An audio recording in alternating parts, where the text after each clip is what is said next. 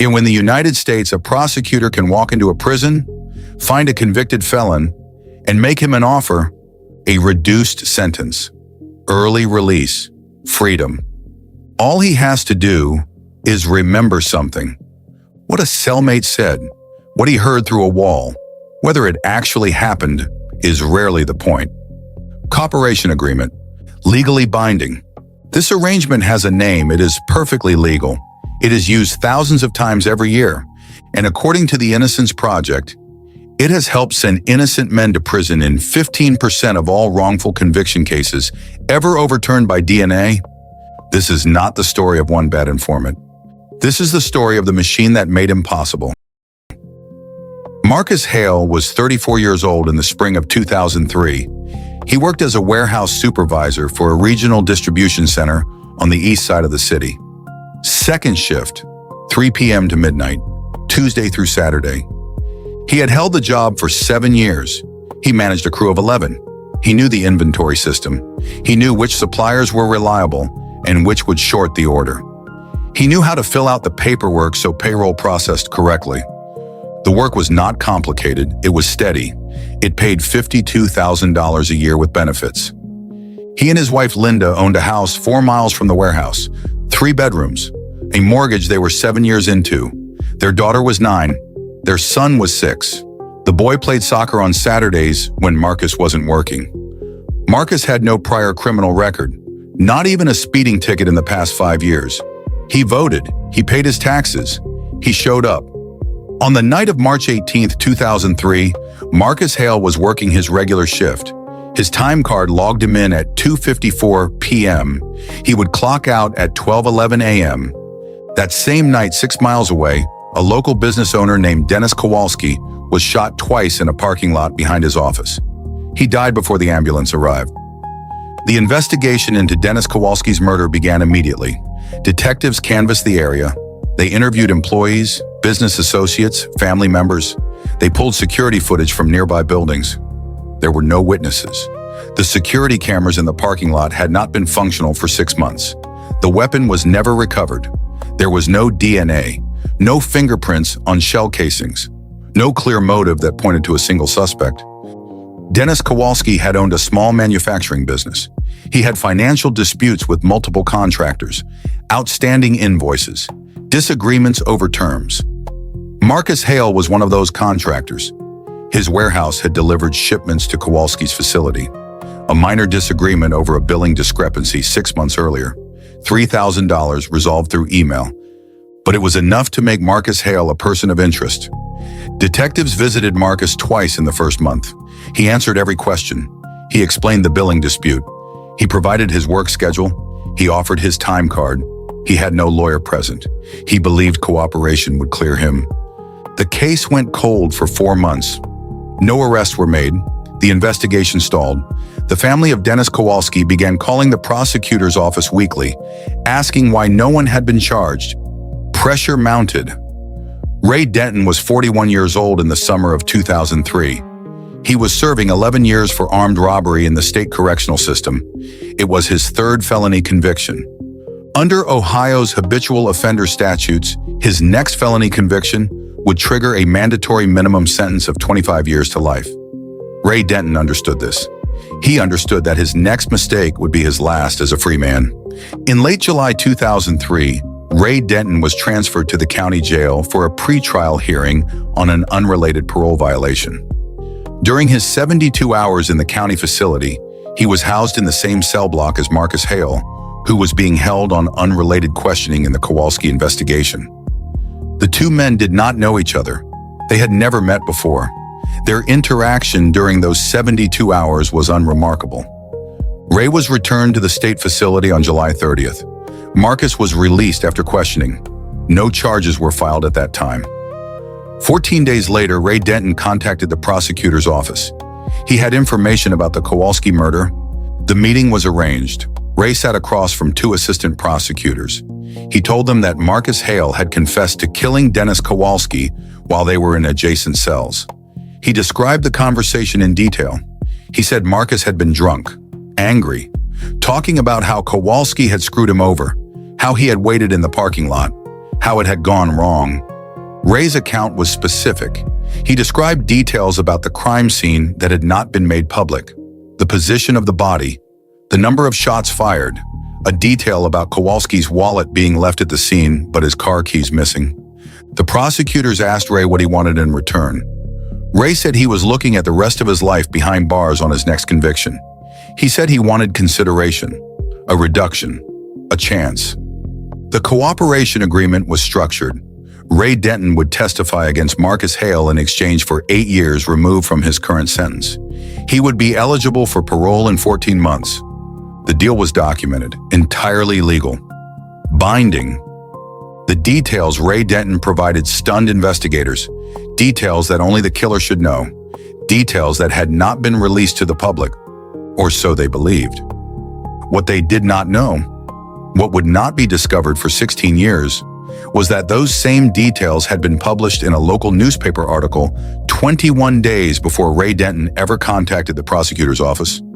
The article had run on page 4 of the Metro section. It described the number of gunshots, the position of the body, the missing car keys, everything Ray would later testify to in court.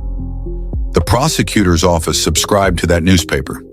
So did the county jail library where Ray had been housed. What Ray Denton told that jury and where he actually learned it would not surface for 16 years. By then, Marcus Hale had already lost everything. The trial of Marcus Hale began on November 12, 2003. The prosecution's case was entirely circumstantial except for one witness. There was no physical evidence linking Marcus to the crime scene. No DNA, no fingerprints, no weapon, no forensic evidence of any kind. The prosecution argued motive, the billing dispute. They argued opportunity. Marcus's shift ended at midnight, roughly the time of the murder. They argued means.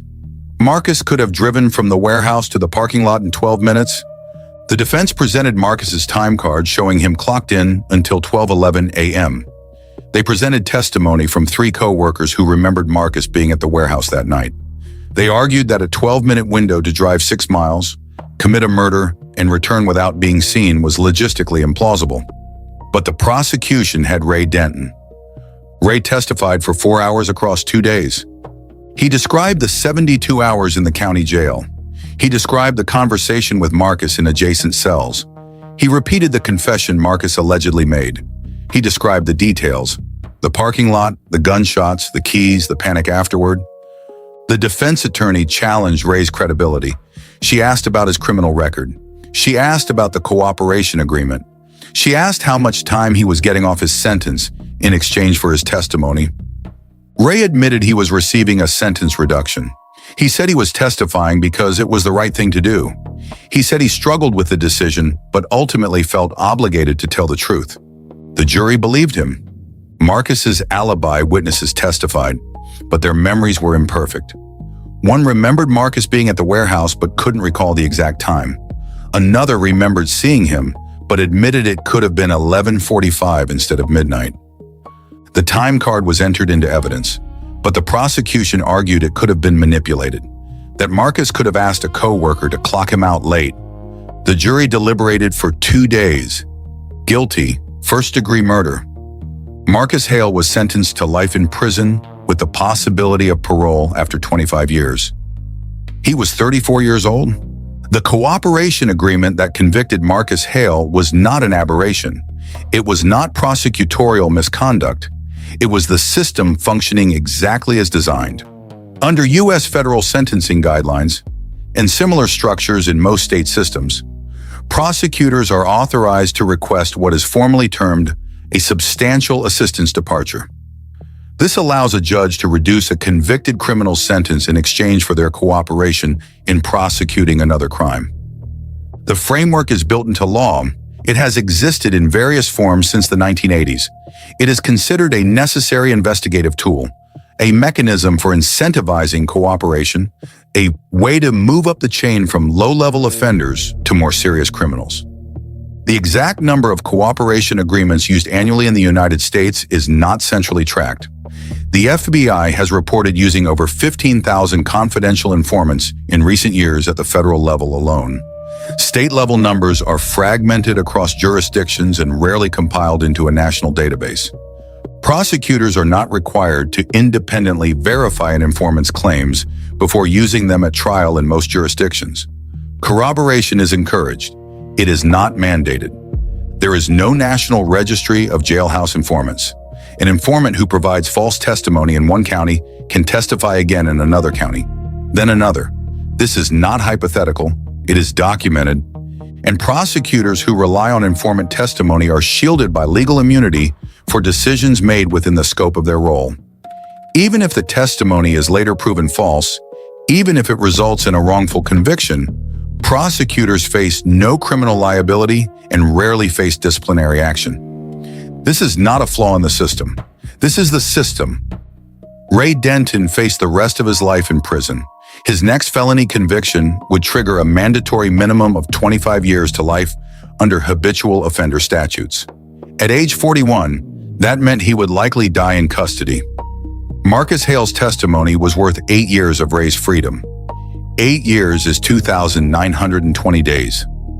That is the price of a man's life. This transaction is replicated thousands of times every year across the United States. The mathematics vary. The structure does not. A person facing decades in prison is offered years off their sentence in exchange for testimony. The testimony does not have to be true. It has to be useful. The prosecutor gets a witness. The informant gets time. The defendant gets a conviction. The system gets a closed case. Whether it actually happened is rarely the point. The specific details Ray Denton described in court, the position of Dennis Kowalski's body, the number of gunshots, the missing car keys, had appeared in a local newspaper article published on July 23, 2003. The article ran on page 4 of the Metro section. It was a follow-up to the initial breaking news coverage. It provided additional details released by the police department in hopes of generating tips. July 23rd, article published. July 28th, Ray Denton transferred to county jail. July 30th, Ray returned to state facility. August 13th, Ray contacted prosecutor's office with exclusive information.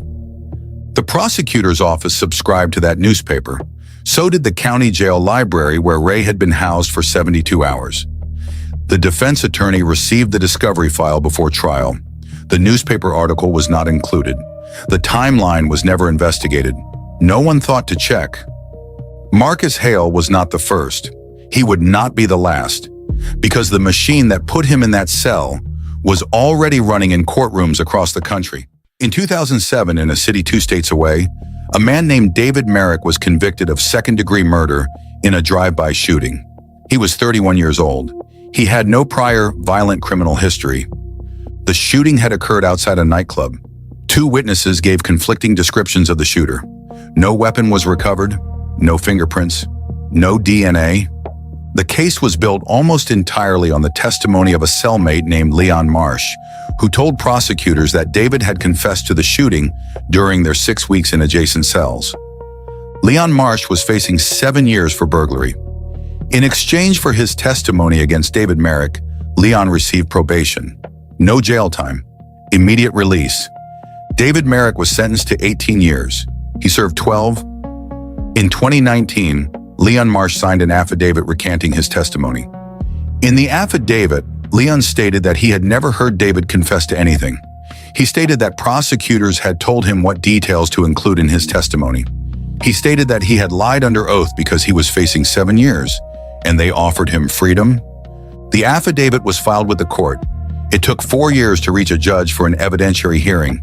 Standard appellate backlog, thousands of cases, limited judicial resources. In 2023, David Merrick's conviction was vacated. He walked out at age 47. He had entered at 31. Leon Marsh faced no charges related to the false testimony. Perjury prosecutions of cooperating witnesses are extraordinarily rare. Legal experts note that prosecuting informants for testimony given under cooperation agreements would create systemic disincentives for future cooperation. The machine continued. In 2011, a 43-year-old school teacher named Rebecca Landry was convicted of conspiracy to commit wire fraud in connection with a state education grant program. The case was federal.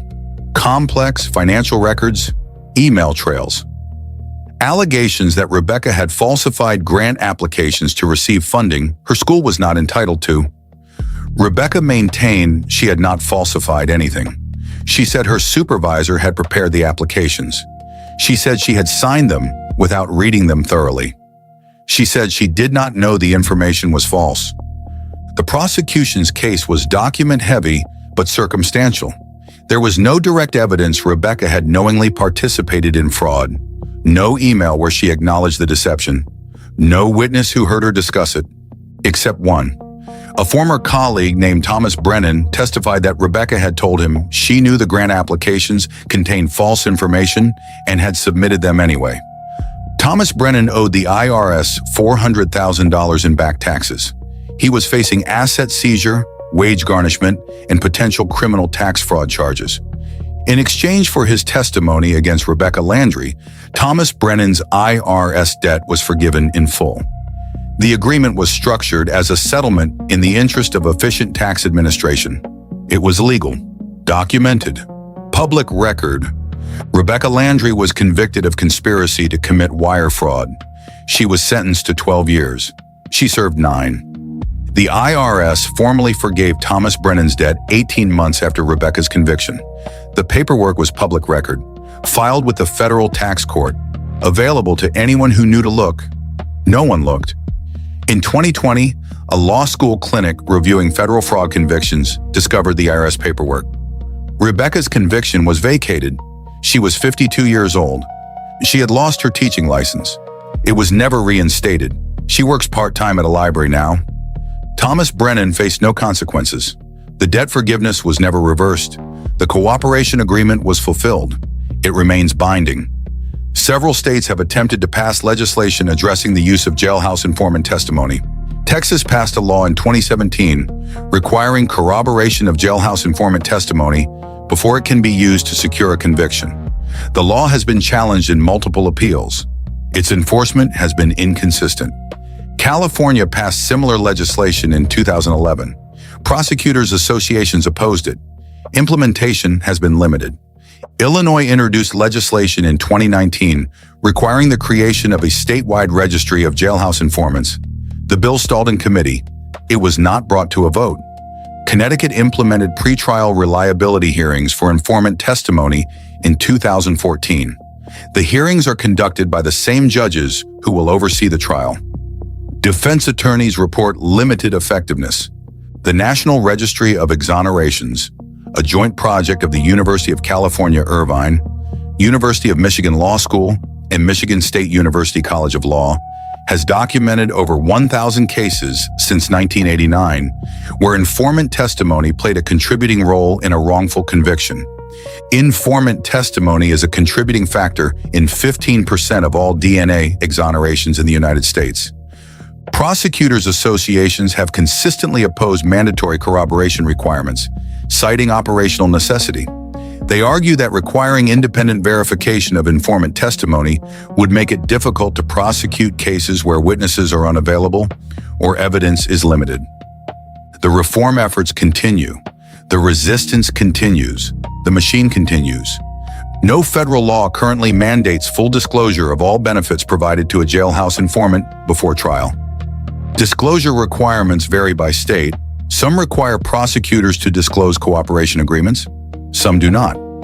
Some require disclosure of sentence reductions, but not other benefits like debt forgiveness, drop charges, or witness protection. Federal legislation addressing informant testimony has been introduced in multiple congressional sessions. It has been debated. It has stalled. It has not passed. This is not an oversight. This has been raised, debated, and left unresolved across multiple administrations, multiple congressional sessions, multiple decades. The machine runs. Marcus Hale spent 16 years waiting for someone to ask the right question. When they finally did, it was a journalism student working on a class assignment. In the spring of 2019, a journalism student at a state university was assigned a project for her investigative reporting class.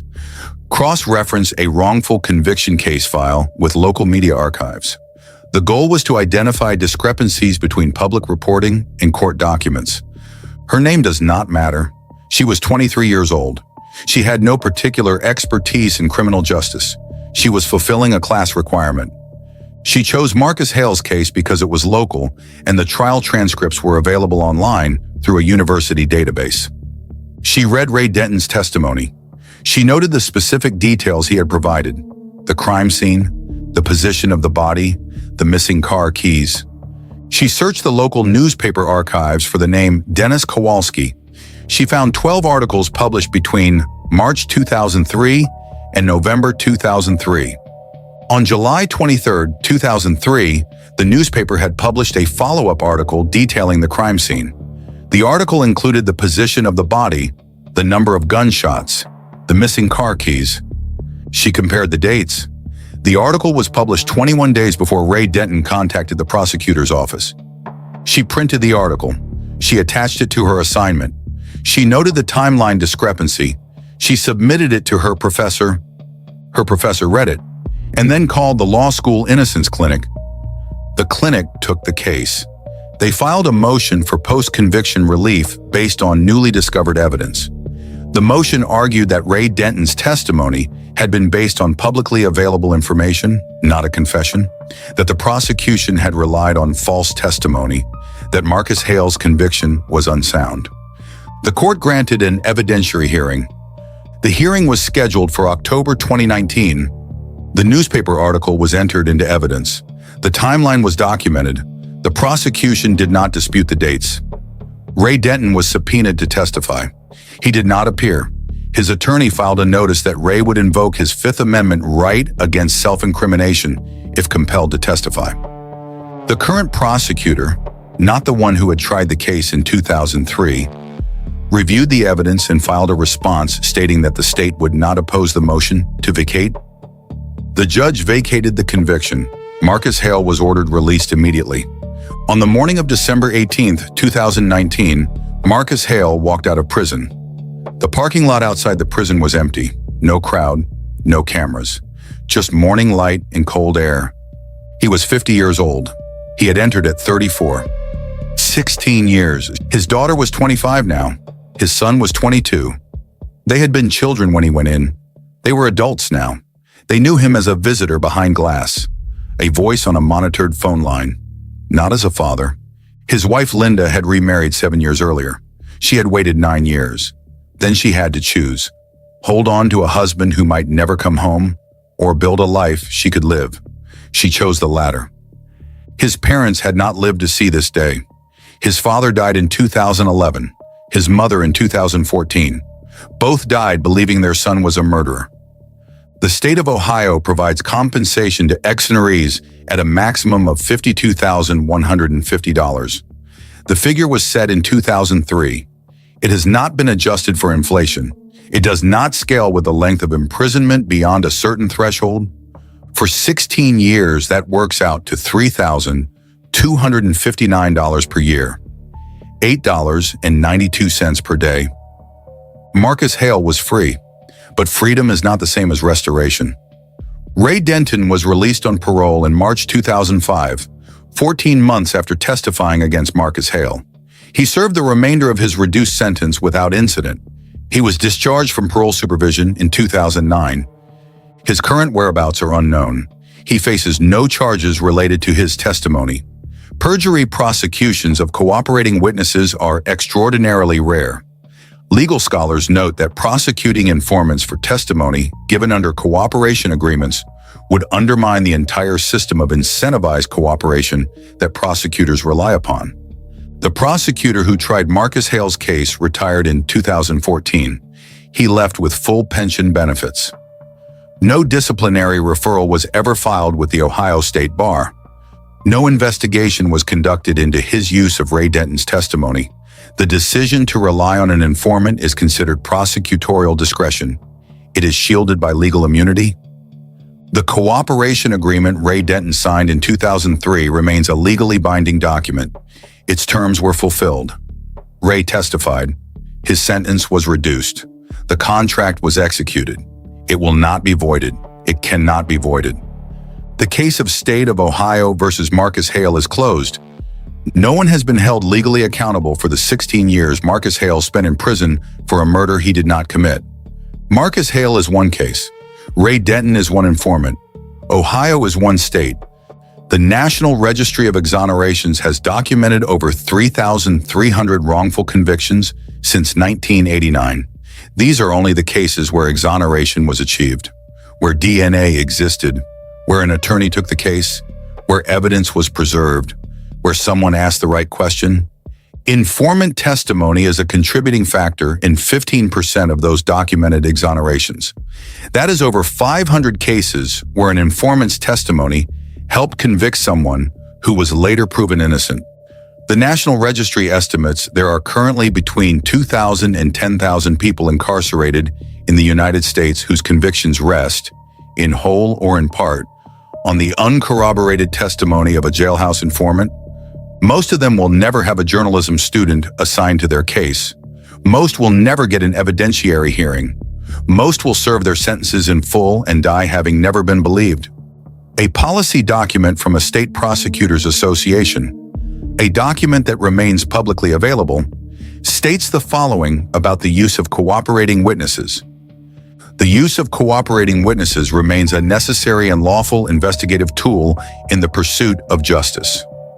The National Registry of Exonerations has documented over 3,300 wrongful convictions since 1989. In the majority of cases, no one was held legally accountable.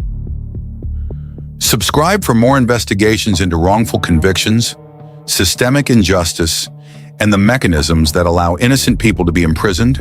If a prosecutor offered you 8 years of freedom in exchange for testimony against someone you barely knew, would you take it? Share this with anyone who believes the system always gets it right.